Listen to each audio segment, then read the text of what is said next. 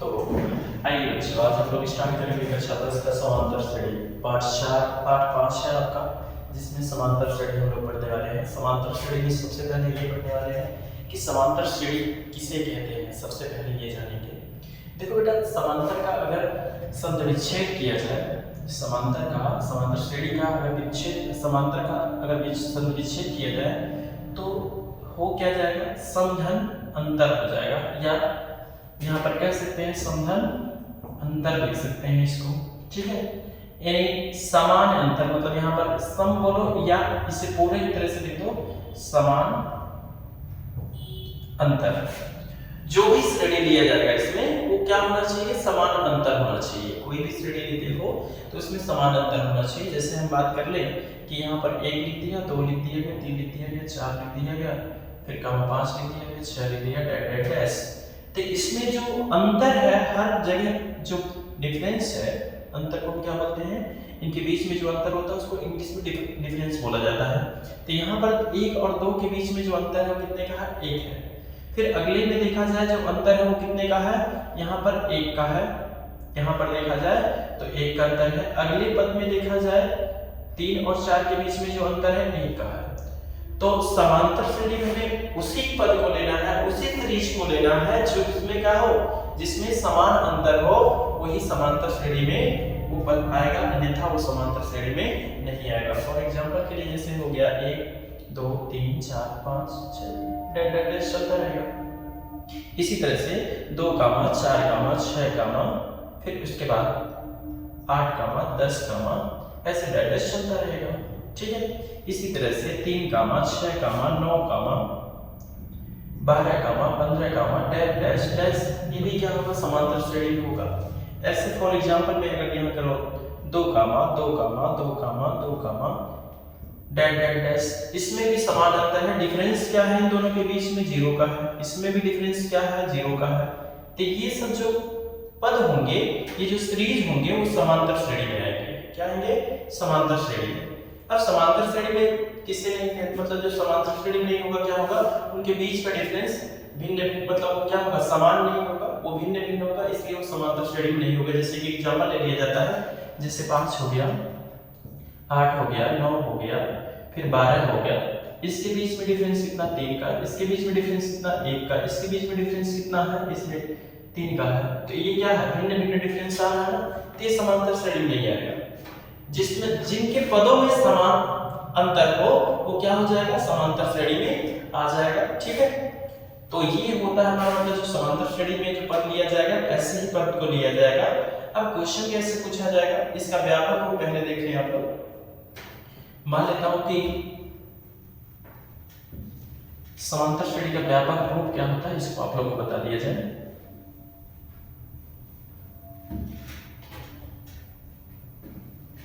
अगर समांतर श्रेणी के पद को दर्शाना है, जैसे हमें पहला पद को दर्शाना है तो a1 से रिप्रेजेंट करेंगे, दूसरा पद दर्शाना है तो a2 से रिप्रेजेंट करेंगे, तीसरा पद दर्शाना है तो a3 से रिप्रेजेंट करेंगे, चौथा पद दर्शाना है तो a4 से रिप्रेजेंट करेंगे, डैश। इस तरह से हर पदों को रिप्रेजेंट कर सकते हैं। और इस तरह से व्यापक रूप अगर लिखना है इसका, तो जो व्यापक रूप होगा, प्रथम पद को उसे, अगर समांतर श्रेणी में जो पहला पद होगा, प्रथम पद को a बोला जाता है, समांतर पद को d बोला जाता है। यहाँ पर मैं लिख दे रहा हूँ, यहाँ पर प्रथम पद को, जो प्रथम पद होता है उसे हम a बोलते हैं, जो सर्वांतर पद होता है, जो सर्वांतर पद होता है वो d होता है। तो यहाँ जो पहला पद होगा a होगा, दूसरा पद जो होगा a प्लस d होगा, तीसरा पद जो होगा a प्लस आपका 2d होगा, जो तीसरा पद, चौथा पद होगा a प्लस 3d होगा। इस तरह से डैश ये समांतर श्रेणी का क्या है, व्यापक रूप है। ये क्या है, समांतर श्रेणी को शॉर्टकट में AP बोला जाता है, अरिथमेटिक प्रोग्रेशन, जो हिंदी में समांतर श्रेणी बोलते हैं। ठीक है, तो यहाँ पर समांतर श्रेणी का जो व्यापक रूप है, समांतर श्रेणी का व्यापक रूप, इसे व्यापक रूप से जाना जाता है। ठीक है, तो जो समांतर श्रेणी का व्यापक रूप है वो क्या है, a comma a plus d comma a plus 2d comma a plus 3d dash dash dash, इस तरह से चलता रहेगा। ये पहला पद है, दूसरा पद है, तीसरा पद है, चौथा पद है, ठीक है। इसी तरह से इसमें जो a है वो क्या है, उसमें प्रथम पद है, समांतर श्रेणी में जो a है वो प्रथम पद है, जो सर्वांतर पद है वो ये जो d है वो सर्वांतर पद है, इस तरह से बोल सकते हैं। अब d को कैसे निकाला जाता है, इसके अगर पदों का डिफरेंस निकालना चाहते हो तो d बराबर जो होता है a2 a1 होता है, ये d का सर्वांतर का ये सूत्र हो जाएगा, ठीक है। दूसरे पद में से पहले पद को घटा दिया जाएगा, तो इसे नोट कर लिया जाए। अब इसके बाद हम एक क्वेश्चन देते हैं या थ्योरी को और एक्सप्लेन करता हूं। चलिए इसे मिटा दिया जाता है।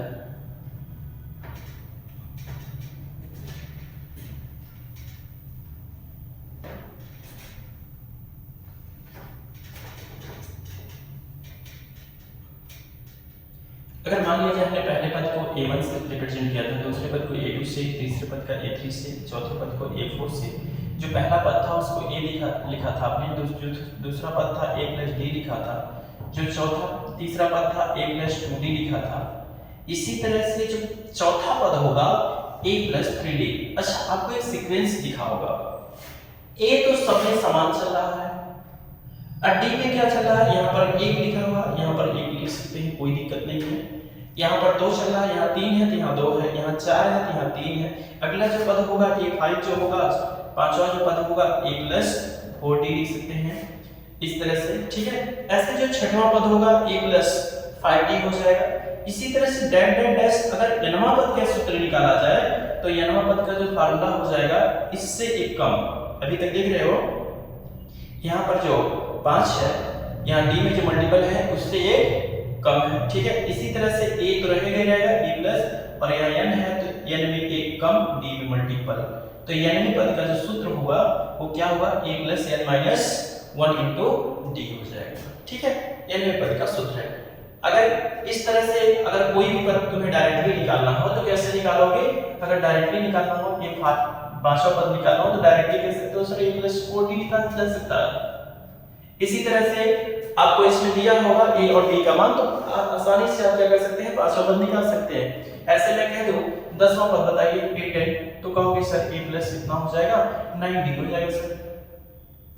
इसी तरह से कह दिया जाए कि आप बताइए एक 20वां पद बताइए a20, तो कहोगे सर a प्लस 19d हो जाएगा 19वां पद का, आप इस तरह से बता सकते हैं। 100वां पद पूछ लिया जाए तो कहोगे सर a100 बराबर क्या हो जाएगा, a प्लस 99 इंटू d हो जाएगा सर, इस तरह से आप बता सकते हैं।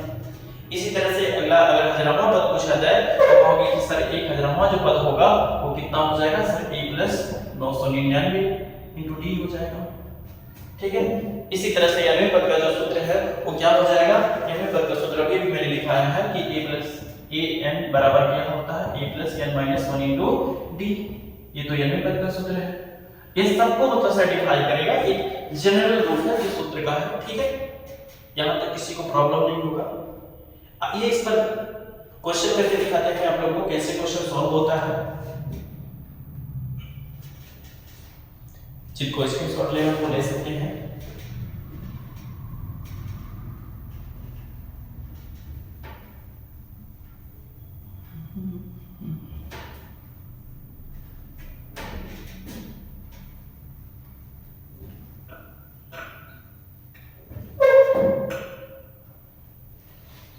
आइए 5.1 का कुछ क्वेश्चन करते हैं तो आप लोगों को कॉन्सेप्ट क्लियर होगा, ठीक है। चलिए मैं एक अपनी तरफ से क्वेश्चन ले लेता हूं। अगर आपको दिया हो कि a बराबर 3 दिया हो और d बराबर आपको 2 दिया हो, कह दिया जाए कि बेटा इसमें बताओ समांतर श्रेणी लिख कर दिखाओ, समांतर श्रेणी लिख कर दिखाओ, a b के 5 पद लिख कर दिखाओ, तो कैसे करोगे, कहोगे सर a1 बराबर हमको पता है a होता है, अब a का मान क्या हो 3 है, तो पहला पद पता चल जाएगा आपको। दूसरा पद अगर ज्ञात करना है तो a बराबर क्या हो जाएगा, जो व्यापक रूप जानते हो वो इसी फार्मूले में रखना है।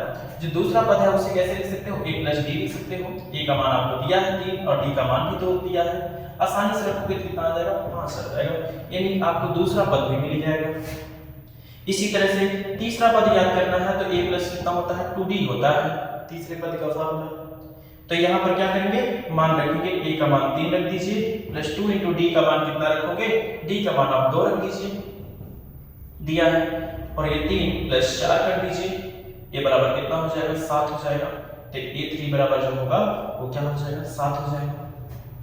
इसी तरह से आपको चौथा पद ज्ञात करना है तो a4 बराबर आप लिख सकते हैं a प्लस 3d लिख सकते हैं, ठीक है। तो a4 बराबर जो होगा, पहला पद कितना है, पहला पद 3 है और d का मान कितना है, 2 है, तो 3 लिख दीजिए और 3 गुणे 2 लिख लीजिए, ये 3 हो जाएगा और ये 3 गुना 6 हो जाएगा, जुड़ेगा कितना हो जाएगा, 9 हो जाएगा, यानी आपके पास चौथा पद ज्ञात हो जाएगा, ठीक है। इसी तरह से पांचवा पद ज्ञात करना है तो पांचवा पद कैसे ज्ञात करेंगे, तो a5 करेंगे, उसके बाद a प्लस 4d लिख लेंगे, a का मान 3 है और प्लस 4 इंटू 2 है, d का मान रख देंगे 4 गुना 8 3 चलिए गए, प्लस 8 कर लीजिए, बराबर कितना हो जाएगा, 11 हो जाएगा। तो a पांचवा पद मिल गया, ठीक है। तो AP के अलावा यहाँ पर AP में कौन कौन सा पद मिला, अतः AP जो होगा वो कितना होगा, पहला पद मिला 3 मिल गया, 3 का मान दूसरा कितना मिल गया, 5 मिल गया, फिर 7 मिल गया, फिर उसके बाद आपको 9 मिल गया, फिर उसके बाद 11 मिल गया, ठीक है। तो AP के 5 पद हो जाएंगे। इसी तरह से आपसे क्वेश्चन दिया जाएगा कि कहा जाएगा कि बेटा A का मान 3 दिया है, D का मान समथिंग दिया रहेगा, उसमें क्वेश्चन को क्या करना रहेगा, सॉल्व करना रहेगा। ये सबसे आसान चैप्टर है, बहुत कठिन चैप्टर नहीं है, तो धीरे धीरे आपको कुछ सीखना है। आइए चलिए देखते हैं अगला, हम लोग आ जाते हैं एक्सरसाइज पर।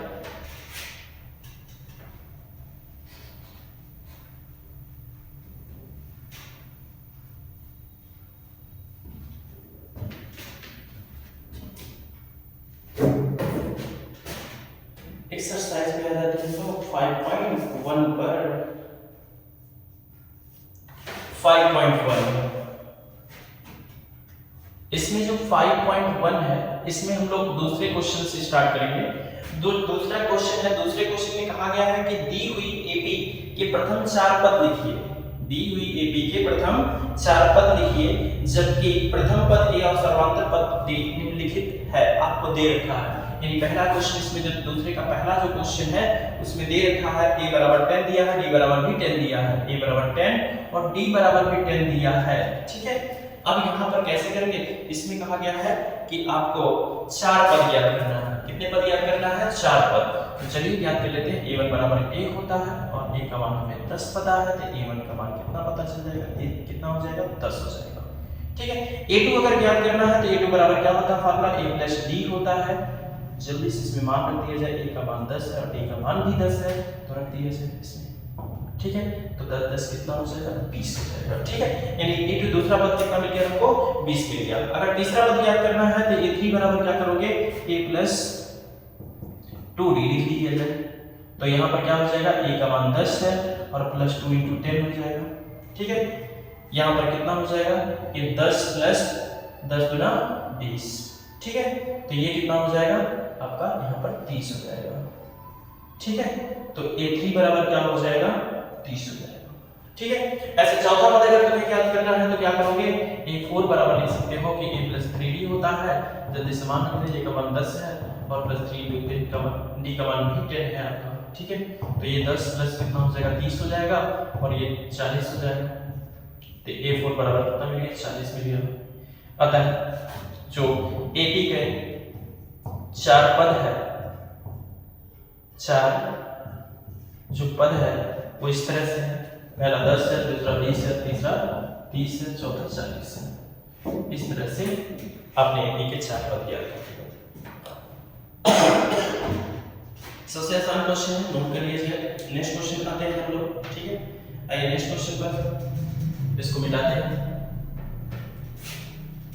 खाली आप लोग लगाते चलिए मेरे साथ। सबसे आसान क्वेश्चन एक चैप्टर है ये, और क्वेश्चन बहुत आसान है।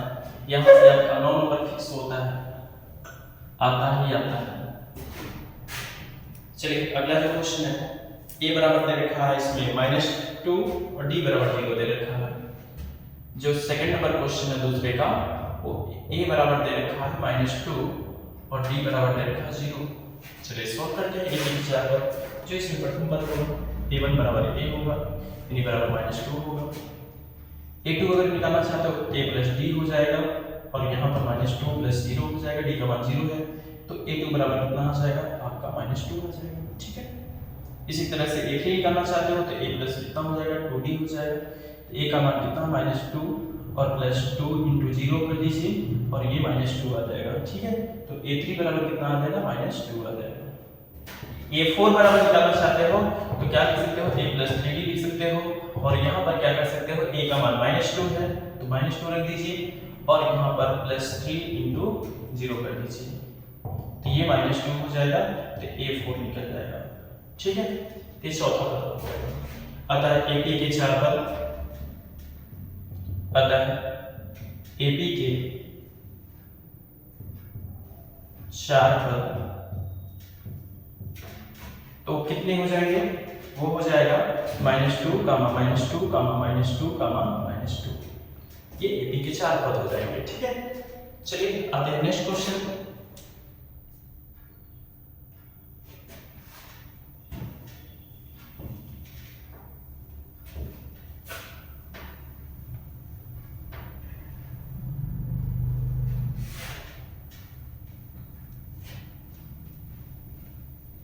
चलिए AP के नेक्स्ट क्वेश्चन करते हैं। इसमें दूसरा का जो तीसरा क्वेश्चन है बेटा वो एनसीईआरटी से क्वेश्चन कराया जा रहा है आप लोग का। ये दे रखा है a बराबर -1.25, d बराबर ये 0.25 और ये माइनस में दे रखा है, दोनों माइनस में है तो इसको लिख लिया जाए ये माइनस में, ठीक है। चलिए AP के 4 पद ज्ञात करने हैं। अगर हमें a1 ज्ञात करना है तो a1 बराबर a होता है, a1 का मान कितना है -1.25 है, इसको रख दिया जाए। अगर दूसरा पद ज्ञात करना है तो क्या हो जाएगा a प्लस d हो जाएगा, मान रख दिया जाए, a का मान कितना है -1.25 होगा और यहाँ पर d का जो मान है वो कितना हो जाएगा, फिर माइनस प्लस पहले रख दिया जाए -0.25 हो जाएगा, यहाँ पर रखेंगे तो -1.25 और -0.25 इसे जोड़ा जाएगा तो ये हो जाएगा -1 क्योंकि माइनस में आपस में ऐड हो जाएगा तो ये 50 हो जाएगा, ठीक है। ये दूसरा पद मिल गया, a2 मिलेगा आपको। a3 अगर ज्ञात करना है तो क्या हो जाएगा a प्लस 2d हो जाएगा, a का मान -1.25 है और प्लस d का मान कितना है 2 इंटू d का मान 0.25 माइनस में गुणा कर लीजिए, ये -1.25 और माइनस माइनस माइनस हो जाएगा, माइनस प्लस माइनस हो जाएगा और 25 गुना 50 0.50 हो जाएगा। इसे जब जोड़ा जाएगा तो बेटा आ जाएगा, क्योंकि माइनस ये भी है, ठीक है। ये जुड़ेगा तो कितना हो जाएगा, ये हो जाएगा -1.75 हो जाएगा, ठीक है। हम नेक्स्ट आते हैं। ये चौथा पद कैसे ज्ञात होगा, a4 बराबर जो होगा वो कितना हो जाएगा, ध्यान दें इसका जो फार्मूला होता है a प्लस 3d होता है, a का मान -1.25 हो जाएगा और प्लस 3 इंटू d का जो मान है वो कितना है -0.25 ये है। अब इसको कैसे सॉल्व किया जाएगा, इसको -1.25 और 25 या 75 हो जाएगा, माइनस माइनस प्लस माइनस हो जाएगा और 0.75 लिख दिया जाएगा। जब इसे जोड़ेंगे तो ये -2 हो जाएगा, ठीक है। इसे 0 0 भी लिख सकते हो, कोई दिक्कत नहीं है। अतः AP के 4 पद, अतः AP के 4 पद तो AP के 4 पद कितने हो जाएंगे आपके -1.25 कामा -1.50 कामा -1.75 कामा -2 कामा 0। ये AP के 4 पद मिल गए, ठीक है। अब आते हैं इसमें का चौथा क्वेश्चन, दूसरे का चौथा। चलिए दूसरे का चौथा क्वेश्चन देखते हैं।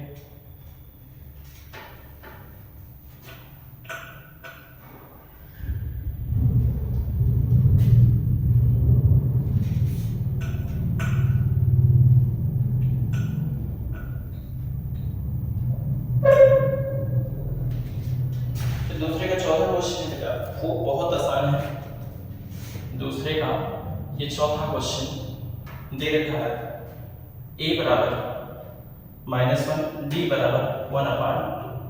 ठीक है, ये हमको दे रखा है। चलिए इसमें जो पहला पद होगा a1 बराबर कितना हो जाएगा, a होगा, a का मान -1 दे रखा है। a2 बराबर क्या हो जाएगा, a प्लस d हो जाएगा, जिसमें a का मान दिया है -1 और प्लस d का मान दिया है 1/2। ये घटेगा तो बचेगा कितना, -1/2 बचेगा। ठीक है, a2 का मान आ गया। a3 का मान देखा जाए तो a3 का मान कैसे निकलेगा, a प्लस ये 2d हो जाएगा, a का मान -1 है और प्लस 2 इंटू डी का मान 1/2 है, 2 से 2 कैंसिल हो जाएगा, तो -1 प्लस 1 बराबर क्या हो जाएगा, 0 हो जाएगा। तो यानी a3 बराबर क्या हो जाएगा, 0 हो जाएगा। अगर a4 याद करना चाहते हो तो a4 बराबर क्या हो जाएगा, a प्लस 3d हो जाएगा। ठीक है, अब यहाँ पर कैसे सॉल्व किया जाएगा, a का मान -1 है, माइनस रख लीजिए, प्लस ये 3 इंटू 1/2। ठीक है, ये क्या कर सकते हैं, -1 और प्लस 3/2 लिख सकते हैं। यानी ये 1.5 है प्लस में और माइनस 1 है, तो घटेगा तो बचेगा कितना, प्लस में आधा बच जाएगा। 1.5 प्लस में है, 1.5 प्लस में है और 1 माइनस में, घटेगा तो 1/2, यानी आधा बच जाएगा। तो AP का आता है, AP का 4 पद, तो कौन सा हो जाएगा, पहला हो जाएगा -1, दूसरा हो जाएगा -1/2, तीसरा हो जाएगा आपका 0 और चौथा हो जाएगा 1/2। ठीक है, तो इस वीडियो में बस इतना ही रखना चाहूंगा। इसके बाद नेक्स्ट वीडियो में आप लोग को आगे पूरा सॉल्यूशन मिल जाएगा आप लोग को 5.1 का। ठीक है, आते हैं, बस बाय।